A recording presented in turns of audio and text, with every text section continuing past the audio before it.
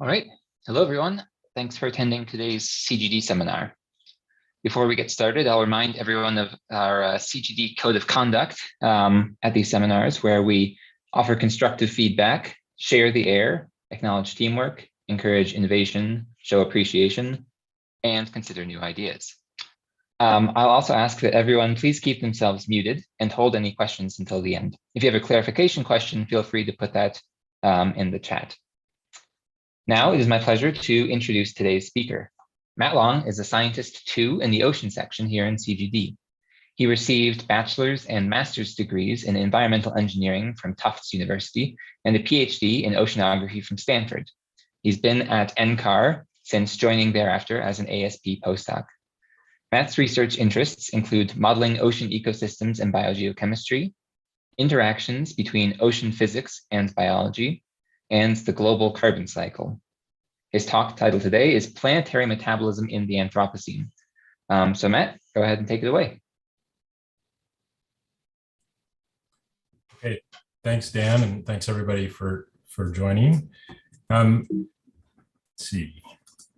Okay, I'm going to start with this image, which is a picture of Earth at night, because this really illustrates that we do indeed live in the Anthropocene. This picture shows the vast expansion of human society over the face of the planet. And a key component of this picture is the indication of human energy consumption in the form of electric lights. Humans as organisms require about 2,000 calories to sustain themselves each day. And that's about the power output of a single incandescent light bulb, which is pretty impressive when you think about the range of human behavior and capacity for cognition that's powered on just that energy alone. But the Anthropocene is really characterized by exponential growth in global energy consumption. And currently, humanity consumes about a factor of 20 to 30 more than our individual caloric requirements on a per capita basis. People in wealthy cities consume order 11,000 watts, and people in developing countries consume much less than this average number, maybe 500 or 600 watts per capita. This has significant implications, as we all know, for the planetary system. Here's another map that shows something akin to an energy flux. This is the total net primary productivity integrated on a grid, and it totals to about 100 petagrams of carbon per year. And this is really the flux of energy into the biosphere. Some interesting features of this map are that the total global net primary productivity is apportioned approximately equally between the ocean and terrestrial biosphere, but the ocean accomplishes that same photosynthetic rate with about 1% of the terrestrial biomass.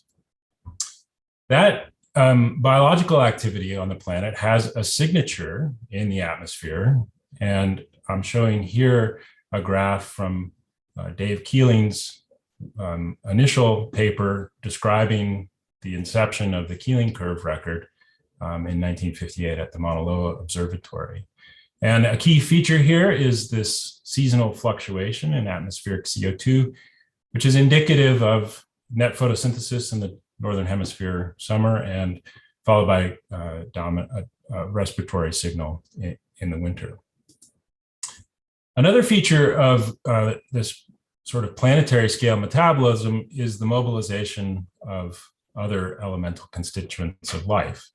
And so publishing about the same time as Dave Keeling started his work on Mauna Loa is this paper by Alfred Redfield, which noticed this peculiar similarity between the elemental composition of cellular matter, phytoplankton cellular matter, and the aggregate composition in terms of N to P ratios of seawater itself. And indeed, if we look at nitrate and phosphate concentrations in the ocean, these are some of the best correlated properties that there are. The ratio of nitrate to phosphate averages about 16:1, and this is indeed very close to the cellular elemental composition of phytoplankton.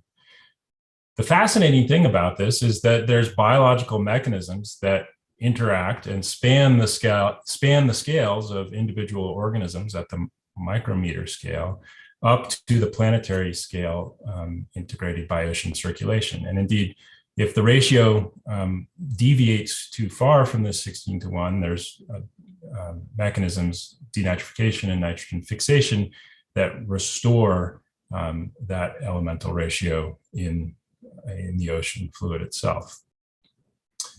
If you don't think that's interesting,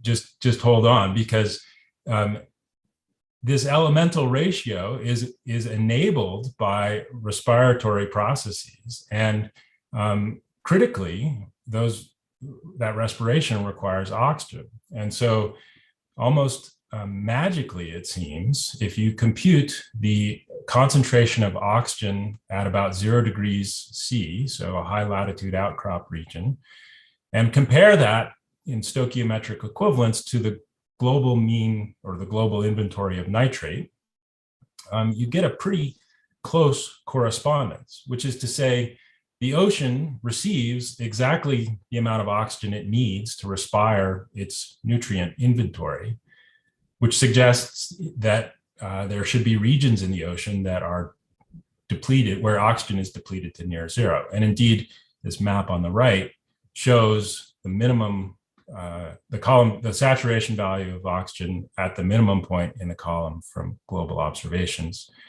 indicating that we live in a world where our oceans are poised on the edge of anoxia. These natural processes, of course, are operating in the context of this massive mobilization of material and resources to produce energy for human consumption.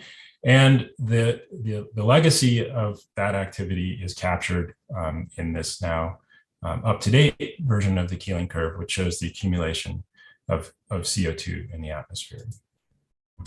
Okay, so what I've just illustrated with a few, pulling on a few threads from the literature is this notion that planetary metabolism comprises the flow of oxygen and CO2 through the fluid spheres, the atmosphere and ocean, mediated by biological processes of photosynthesis and respiration. Here I'm illustrating sort of some features of this system, and I'm going to talk more today about a few areas of my research that focus on aspects of this. The first anecdote that I'm going to discuss is the Oceanic's the response of oceanic dissolved oxygen to climate change, and the attendant impacts on marine ecosystems. And then I'm going to discuss some research on interannual variations in atmospheric CO2.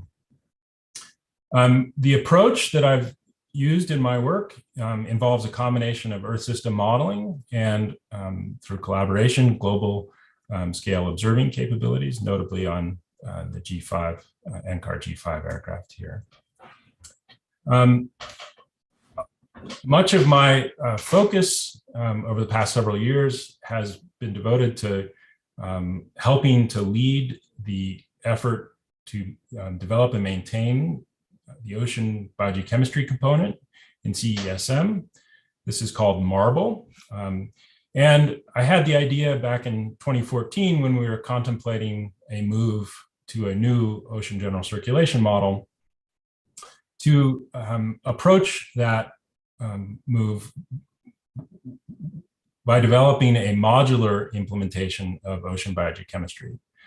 And this has proved to be an excellent design choice, in that what we've done with MARBLE is basically implement the science in a way that is flexible and can be coupled with multiple general circulation models. So right now we're running the exact same code base in Marble in CESM, coupled to the POP ocean model, as well as the MOM6 ocean model. DOE has implemented Marble in MPAS-O, which is the ocean component for the E3SM Earth System model. And through collaboration with colleagues at UCLA, we're pursuing funding to implement Marble in the regional oceanographic modeling system for the purposes of studying coastal oceanographic problems. This design decision has really enabled and continues to enable a community of people, community of researchers to come together around the development of Marble and develop a community of practice that continues to improve the science in the model. Okay, so I'm going to start to address this question now. How does oceanic dissolved oxygen respond to climate, and what are the impacts on marine ecosystems? Well, first of all, just a primer. This is an image of, at the top, PDF of oxygen concentration, or the volume of water as a function of oxygen concentration. In the middle row, I'm showing lethal thresholds for a variety of different taxa. And on the bottom, I'm showing a metric of the deficit of nitrate with respect to phosphate, given the Redfield stoichiometric ratio that I presented earlier. So some important things to note here is that most of the ocean is well oxygenated, but as we approach hypoxic thresholds, many animal species begin to suffer deleterious impacts. And as we approach suboxic thresholds, microbial metabolism switches from oxic respiration pathways to anoxic nitrate denitrification pathways. So oxygen is a critical control on the marine ecosystem and microbially mediated transformations. Interestingly, looking at oxygen in the thermocline yields a very interesting picture with respect to climate variability. This map shows the variance-weighted mean period of oxygen in the thermocline from a long CESM1 1850 control integration.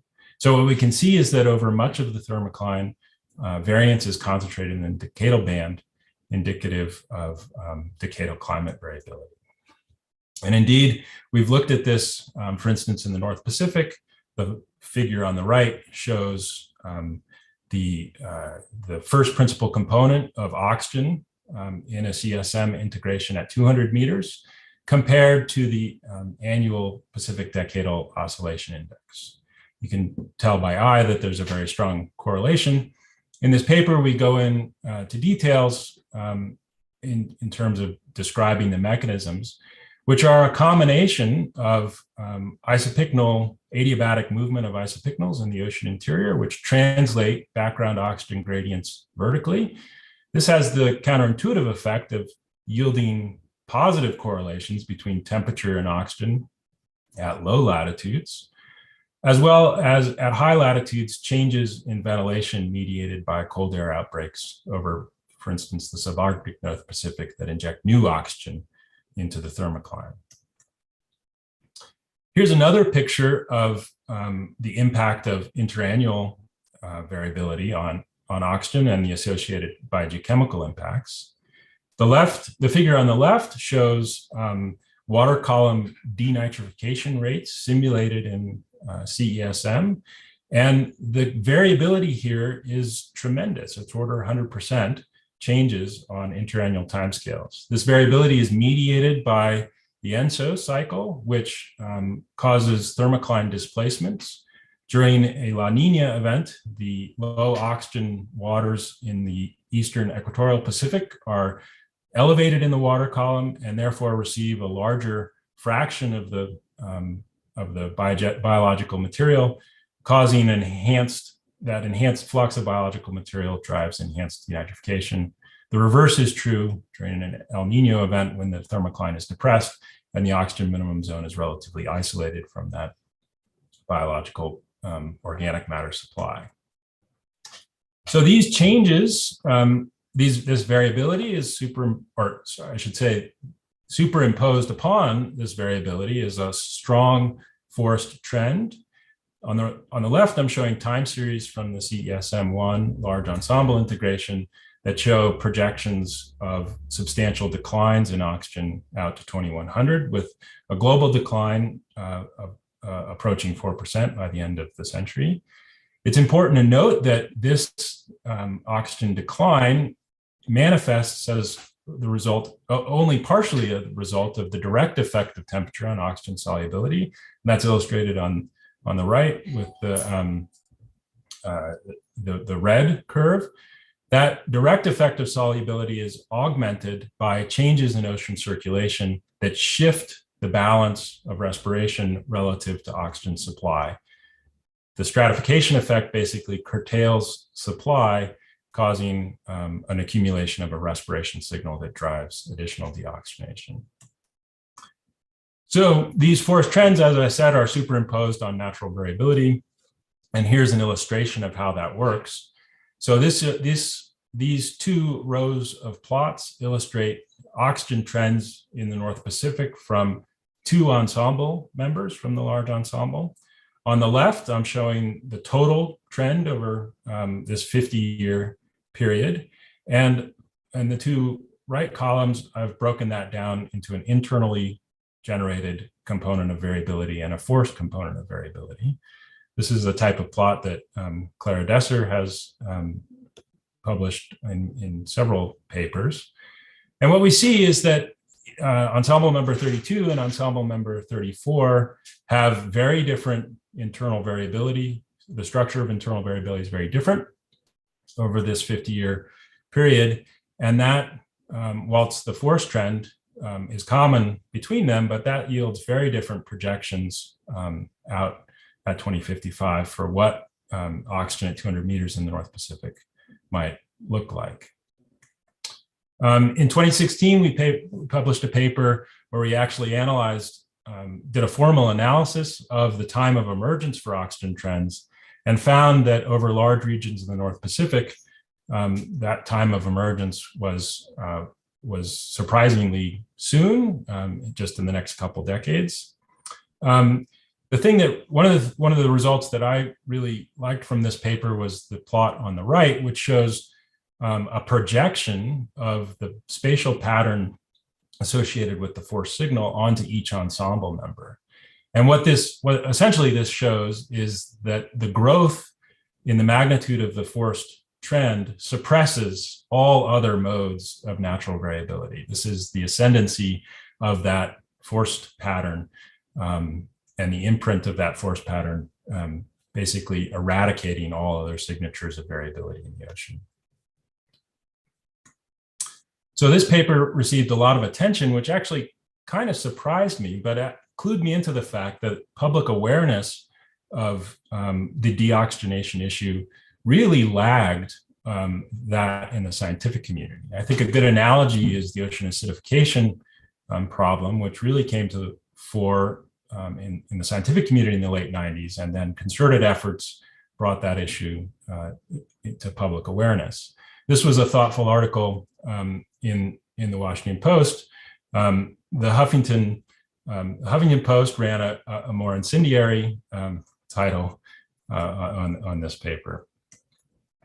One of the disturbing things we've learned in examining this problem is that comparing model projections of oxygen loss to our best estimate of compilations of observations indicates that the models underestimate the magnitude of the signal. And that's what's shown here as a function of temperature. So these are trends in oxygen over the period 1970 to 2015. This ocean response is really the respiration-driven component of the signal. And the indication is that models aren't quite capturing the full magnitude of that response. Okay, so oxygen is changing in the oceans. It's a dynamic system and it's changing as a function of climate change. A key question is what are the impacts on marine ecosystems, and how can we provide actionable information to stakeholders on potential effects.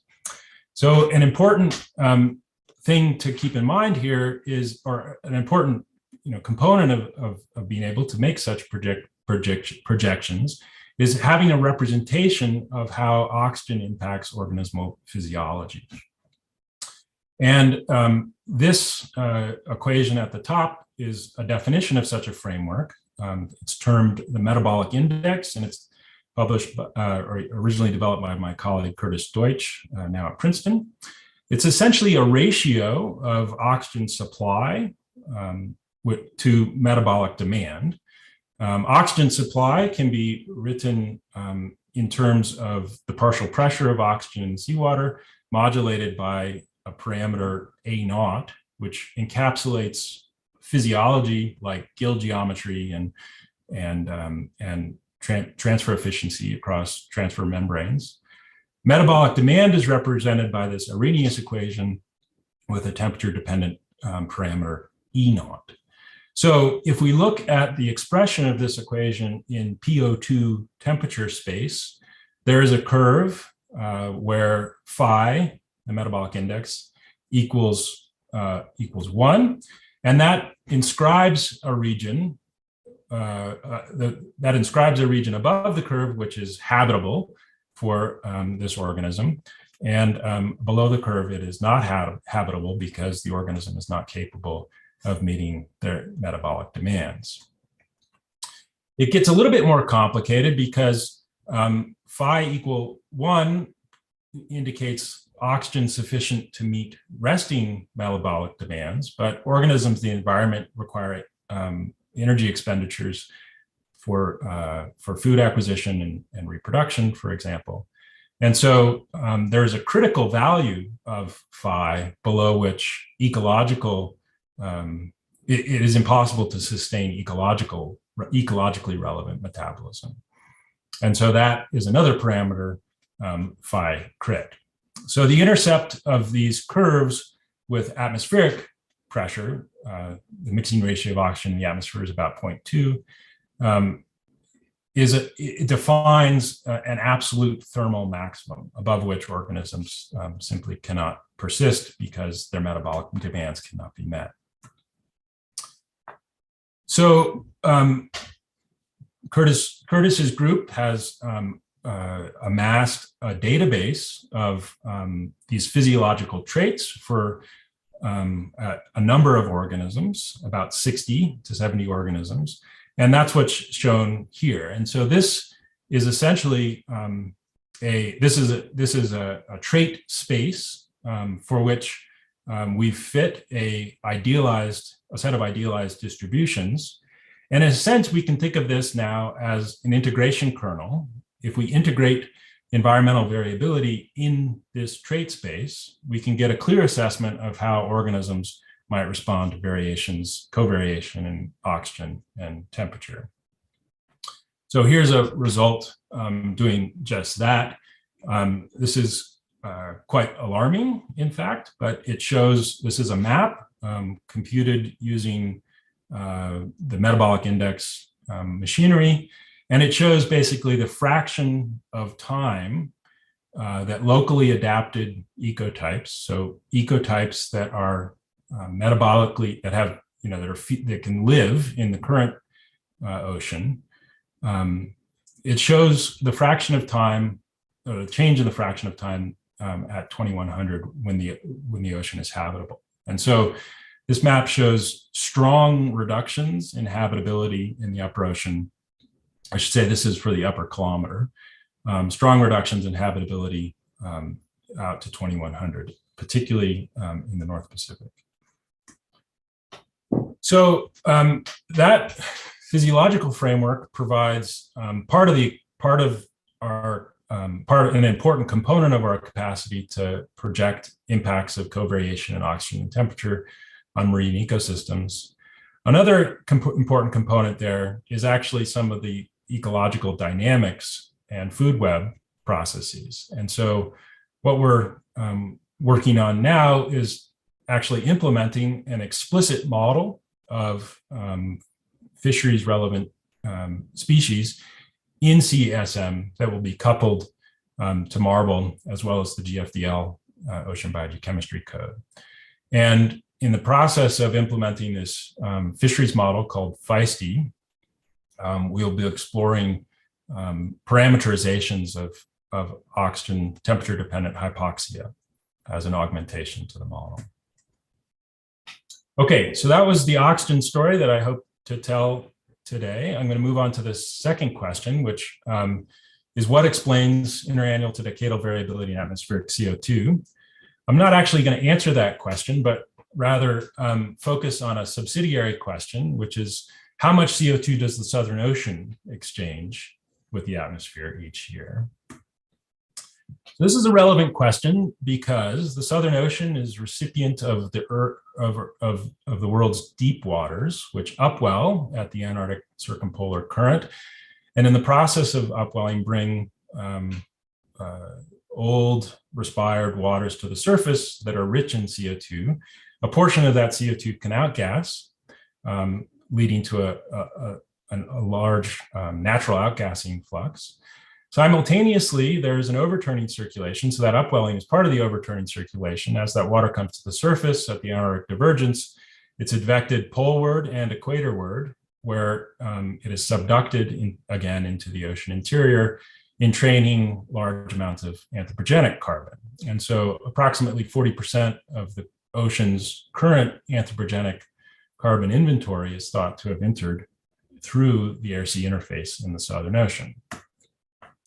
However, our ability to estimate contemporary fluxes of CO2 across the air-sea interface in the Southern Ocean have not been especially good. Here's a map, a figure showing the seasonal evolution of air-sea fluxes as inferred from a collection of atmospheric inversion models. So these are models that use atmospheric observations of CO2 as well as prior estimates of the flux, the air-sea flux. They constrain the models with the atmospheric CO2 observations and optimize those prior estimates of the flux.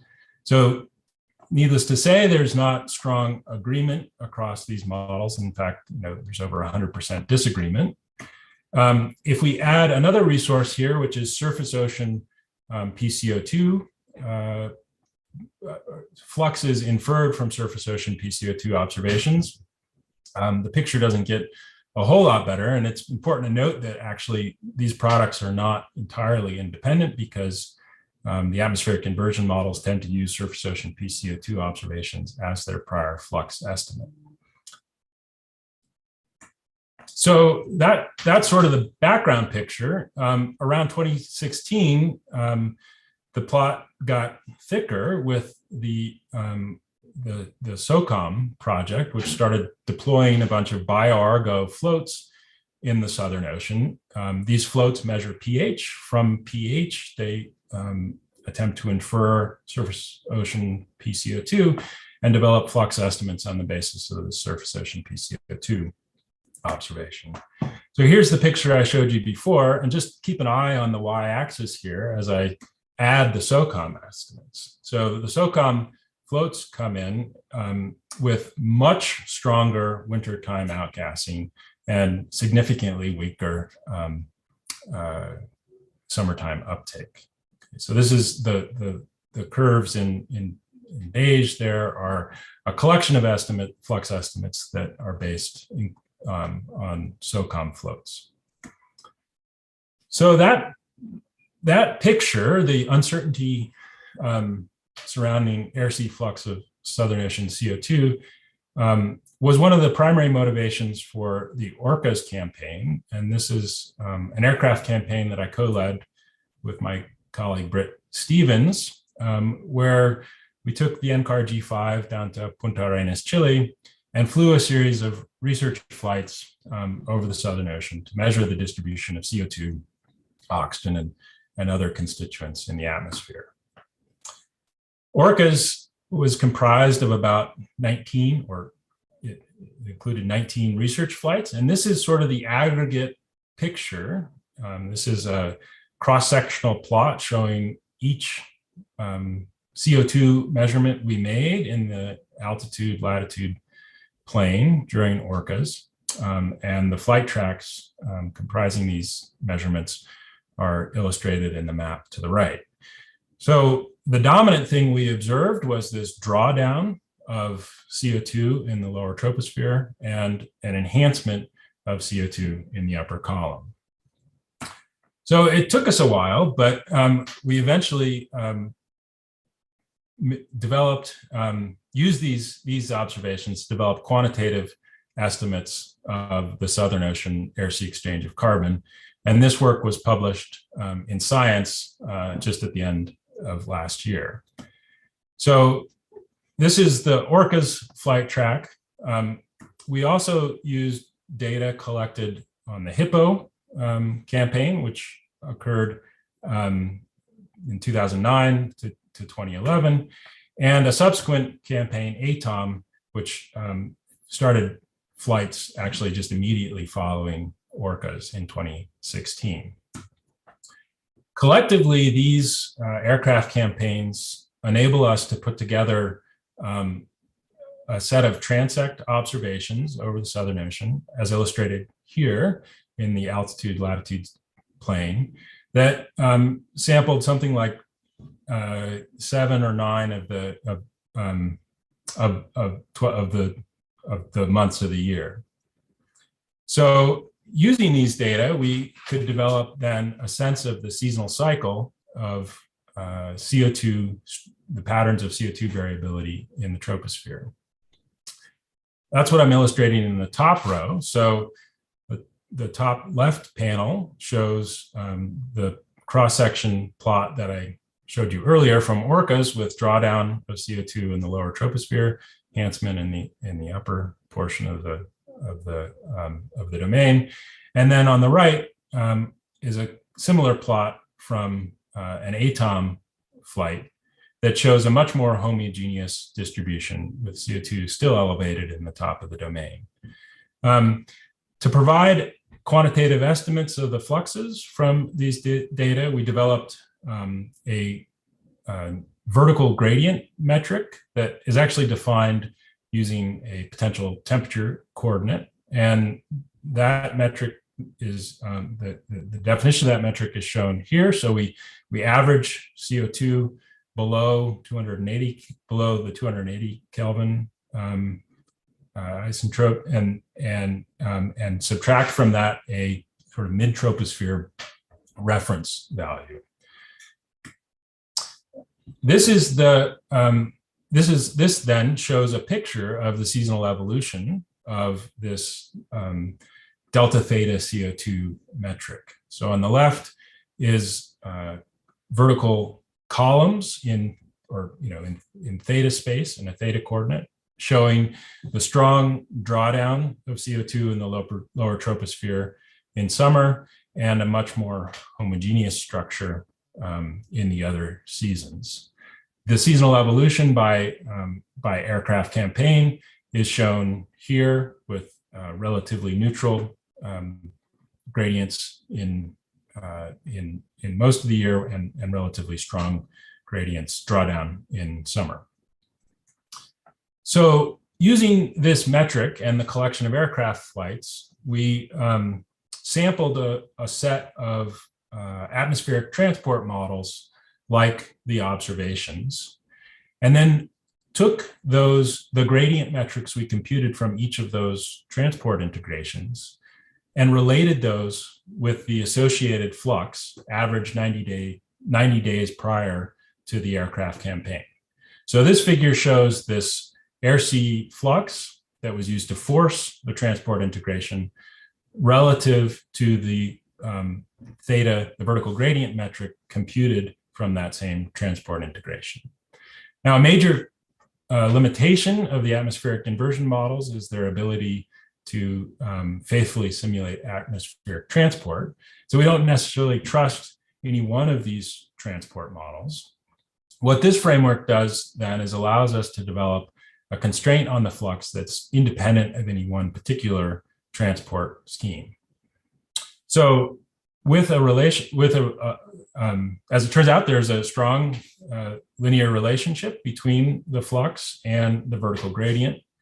And therefore, we can use this observed measure of the vertical gradient as a means to estimate fluxes. So we developed this type of sort of emergent constraint relationship for winter, and then for summer, and then for the other seasons independently. And this is the result then of that analysis. So you've seen the background spaghetti in an earlier plot that I showed you. The black points and associated harmonic fit are the air-sea flux estimates we developed using these aircraft data. So what we see is that our estimate agrees reasonably well with, in the annual mean sense, with the atmospheric conversions, as well as a standard surface ocean PCO2 product. It does not agree, however, with this SOCOM, SOCOM plus SOCAT product, which is a combination of ship-based surface ocean PCO2 observations and float-based surface ocean PCO2 observations. And indeed, if the SOCOM, if the shipboard observations are removed from the calculation and the fluxes are computed only on the basis of floats, there is the sign of the annual mean flux flips. So this is a significant contribution because what we've developed is an independent constraint on the air-sea flux over the Southern Ocean over this roughly decadal period between 2009 and 2018. And this helps resolve some of the controversy in the literature surrounding these SOCOM-based flux estimates. And we're looking forward to working with the SOCOM group to figure out what's going wrong with the float observations. Our efforts on aircraft observing in the Southern Ocean are continuing. Britt and I were successful in getting funding for the SCAR-GO program, which will take advantage of the C-130 transport planes that service McMurdo Station and the South Pole for about 6 weeks each summer. These are skied aircraft. And we plan to put a Picaro cavity ring down spectrometer on this plane to measure CO2, methane, and water vapor along these sort of nominal flight transects. So we'll have multiple years then with measurements of this vertical gradient, and can use these data to explore enhancements to this approach, as well as develop a sense of interannual variability in the air-sea flux over that period. Okay, so I've provided a couple of anecdotes in the context of this concept that I'm calling planetary metabolism. In the last several minutes of the talk, I just want to highlight a few focal points for future work. One of those I've mentioned earlier. We're in the process of implementing a prognostic model of fisheries species in CESM in MOM6. And I'm excited about the possibilities this will offer for decadal prediction, as well as long-term integrations with your system model. I think another important sort of context for our whole enterprise here is the urgency with which human society needs to engage in climate mitigation activities. Net zero is an important concept here, and basically the IPCC special report on the Paris Accord targets found that there are no targets consistent with 1.5 degrees that do not require negative emission technology, and most of the scenarios that lead to 2 degree or that are consistent with 2 degrees also require negative emission technologies. And so these negative emission technologies involve manipulation of the planetary metabolism, the Earth system dynamics that I've been talking about today. In this context, we've been inspired by historical global scale observing programs, the first being GeoSex, which was in the 1970s, followed by the Jagoff-Woese era. And these were decadal global scale surveys that sampled transects in the ocean and provided really fundamental information about ocean overturn circulation and the inventory of carbon in the ocean. We've been working to develop a plan, an analogous plan for atmospheric observing that we've called Amelia, Airborne Mapping the Elements of Life in the Atmosphere. And the objective of this campaign set would be to measure on a seasonal basis atmospheric transects that enable developing integral constraints at the hemispheric scale on carbon budgets. Amelia is sort of a prototype that the flight tracks are illustrated here, flying from Boulder to basically between Kona, Hawaii, and the North Pole on a biannual basis. But we could imagine expanding this program with additional participation. A key component of the Amelia plan is an integrated modeling component, including data assimilation. And so using these kinds of observations to constrain the Earth system model, develop carbon cycle state estimates, and improve model improvements in the form of parameter development is a really critical piece. And I think the combination of a targeted observing program coupled with a prognostic Earth system modeling capability has the potential to ultimately solve the carbon cycle.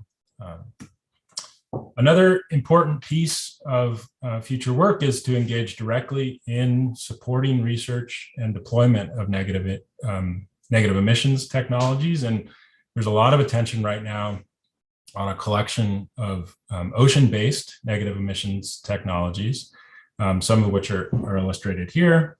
I've been doing some preliminary work on this, assessing the global potential for macroalgae cultivation for the purposes of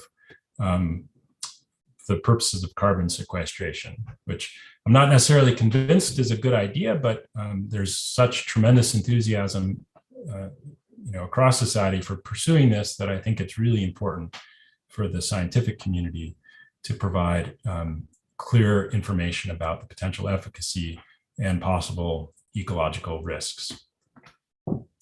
Okay, finally, in this last segment of the talk, I want to speak a little bit about another major activity that I've been involved in over the past several years, which is data science. So the research that I showed you from the ocean oxygen example leveraged the CSM large ensemble. And this is just an illustration of the type of problem that's prevalent in our community. A single field from the CSM large ensemble comprises about 2 terabytes of data. And that is not a trivial, doing an operation as simple as computing the mean on these data is not trivial. And this imposes a significant barrier to entry for people to join our community and ask questions with our data. And even for those of us who have developed the skills to handle this, it's a major nuisance that impedes our ability to pursue questions fluidly. So I've been pursuing this sort of meta question, which is in the context of our program at NCAR, how can we better democratize access to information in Earth system data? And by this, I don't mean just making our data public, but actually providing public data or equipping public data with the necessary toolkits to enable people to actually use the data effectively. I am very proud of this Jupiter book, which Britt and I published in support of the science paper we published on ocean air sea flux in the Southern Ocean. This is a fully reproducible calculation. I'm not proud of all the code that's in this Jupyter book, but I believe that reproducible science is a fundamental requirement in terms of providing the right incentives for us ultimately to crack this major problem we have, which is the big data problem and our ability to make progress on it. So reproducible open science is a critical sort of ethic to maintain as a community. If we continue to pursue that ethic in collaboration with each other, we will begin to coalesce around key components of commonly used workflow elements, and we'll be able to bootstrap ourselves to greater functionality.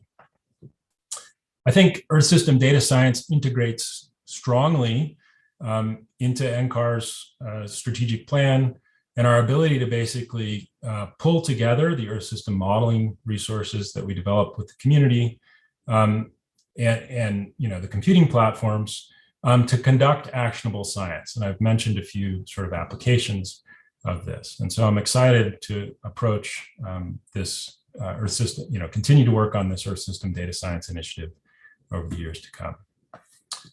Okay, with that, I'd just like to acknowledge the many collaborators that have contributed to this work. I won't go through everybody who's listed here, but I have to say, the secret to good science is picking good collaborators, and it's been truly a pleasure to work with many of these people. With that, I'm going to just leave up my summary slide and take questions. Excellent. Thanks very much, Matt. We have ample time for some questions, so please feel free either to raise your hand or you can enter questions in the chat and I can read them to you.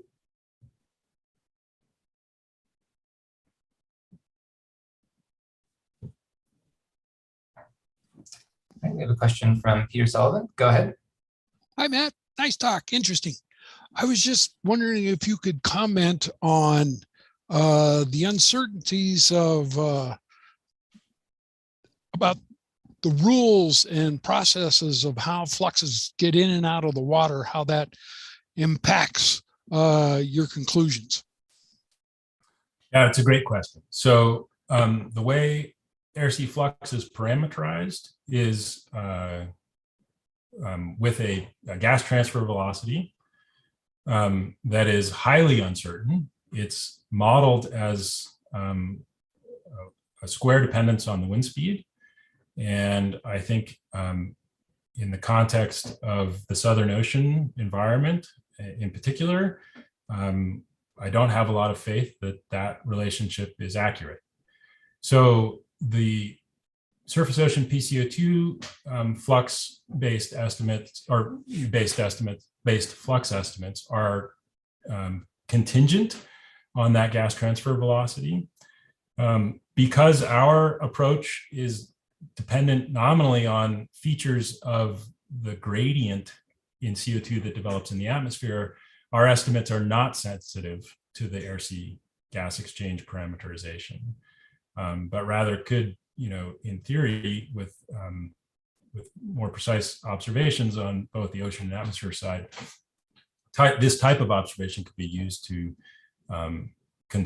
better constrain that uncertain parameterization. I think this is also, there are, in the Earth system model, we're using something that's a relatively outdated parameterization. I think there's opportunities for improving the implementation or the implementation of the gas transfer parameterization that we're using in CSM, for instance. All right. We have a question from Andrew Gettleman in the chat. Great talk, Matt. Is the future hypoxia in the ocean you calculate just a function of temperature? It is not. So the key thing is that oxygen is a sparingly soluble gas that, has a solubility relation that is predominantly a function of temperature. Salinity plays a minor role. When we look at oxygen variability, or when we look at the oxygen decline in the ocean, we see that there is an effect that's directly responsive temperature. That's the solubility. I'll just put up this slide here.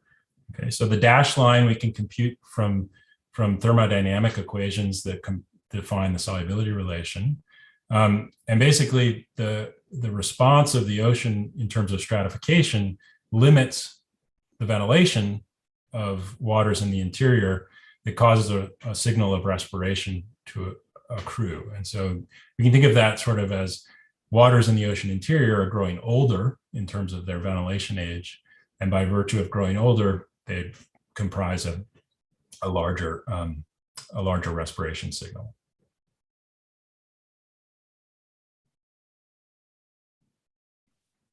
All right, thanks. Peter Gent, go ahead. So, Matt, why do you think that the float-based observations in the Southern Ocean are incorrect? And do the people who make those observations think your modeling values are incorrect? So the reason I think they're incorrect is because we showed quantitatively that they're incorrect. I presented actually to the SOCOM group several weeks ago, shortly before the paper was published. And I think that the response was very positive in the sense that, I think that the analysis that we've done is robust. So it's a question of identifying the particular bias that's affecting these data. I think it's interesting that the phase and amplitude of their flux estimates is pretty similar to what we infer from our analysis. But the causal chain of events that are, steps in their computation is non-trivially complicated, right? So they're estimating PCO2 from a pH observation. There's questions about sensor drift, et cetera. There's an assumption about constant alkalinity. There's the uncertain gas exchange parameterization. There's the algorithms they use to scale in space and time from distributed point measurements. So there's a lot of places that things can go wrong. And in some ways, it's surprising that, there's the agreement is this good.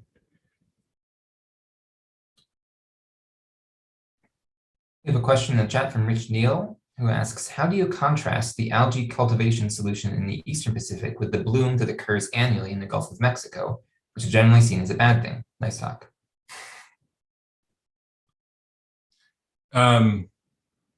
So there's a few things folded in here. So I'll just address, so the bloom that occurs annually in the Gulf of Mexico is fueled by nutrient runoff that is delivered to the Gulf from the Mississippi River and the agricultural, the vast agricultural basin there. That's a problem of coastal eutrophication that generates large quantities of organic matter fueled by nutrients, sink to the bottom and consume oxygen when they're respired.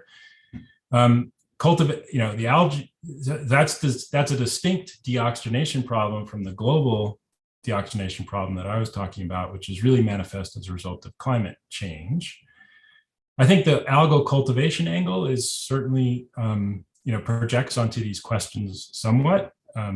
Manipulating the upper ocean nutrient cycle to grow algae for carbon sequestration, harvesting that material, potentially sinking it to the bottom of the ocean, introduces all sorts of questions about manipulating biogeochemical cycles, changes in macrofaunal assemblages that result from changes in food supply. And so there's a really complex set of questions that are at play. I hope that touches on some features of an answer there. Okay, thanks. Next, we have a question from Dave Bailey, who says, I wonder if there are interactions with sea ice or ice shelves that we don't represent that might be important for the BGC cycle. I guess, do you see this as a priority? I think the thing that I'm most interested in with respect to the ice shelves is the sea level rise problem. There are certainly changes that, as subbasal ice melt changes and the dynamics of ice flow change, for instance, around the Antarctic margin, there will be substantial changes in nutrient delivery.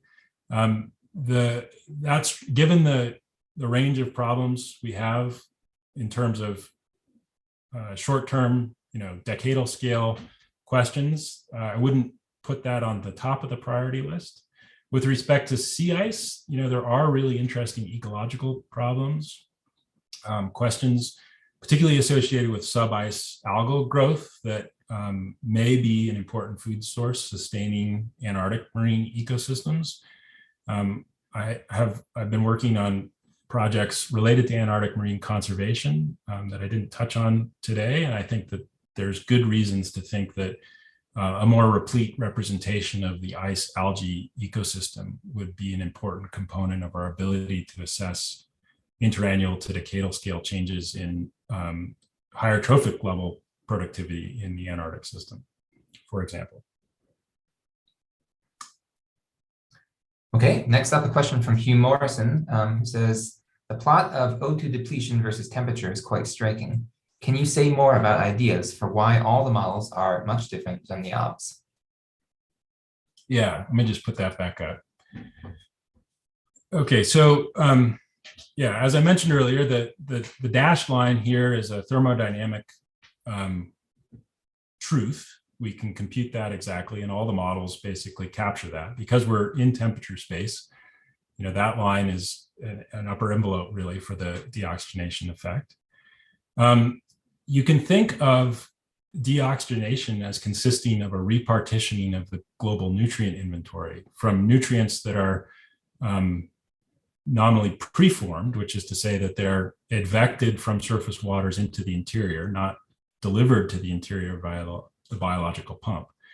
And so I think the way to think about this under prediction is to think about the role or the mechanisms that the models are not capturing that change that repartitioning of nutrient inventory from the preformed to the remineralized pool.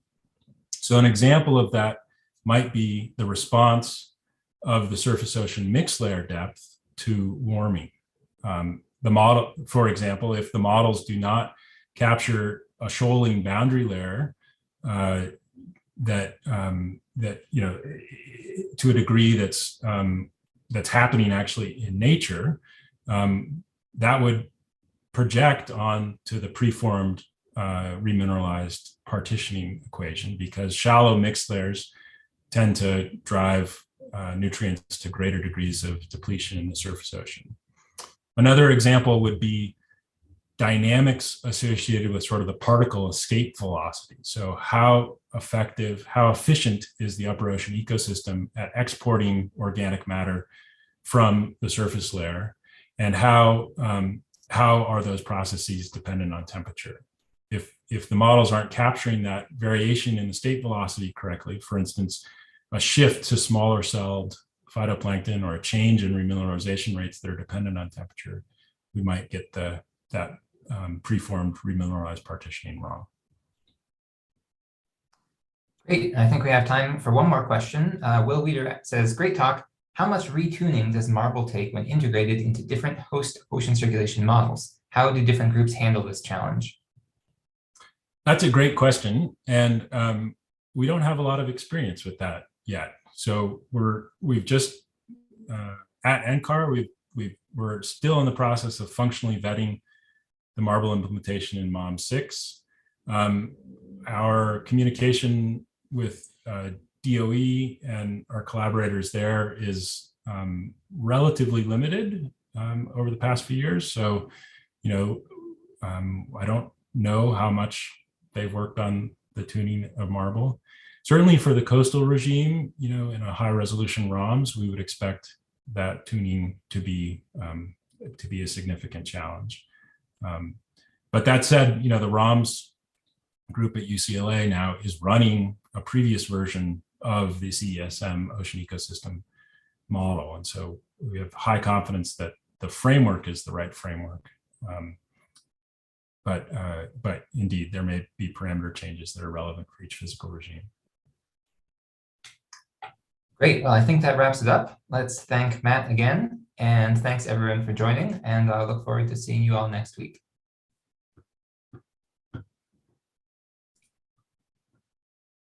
Thanks, Dan.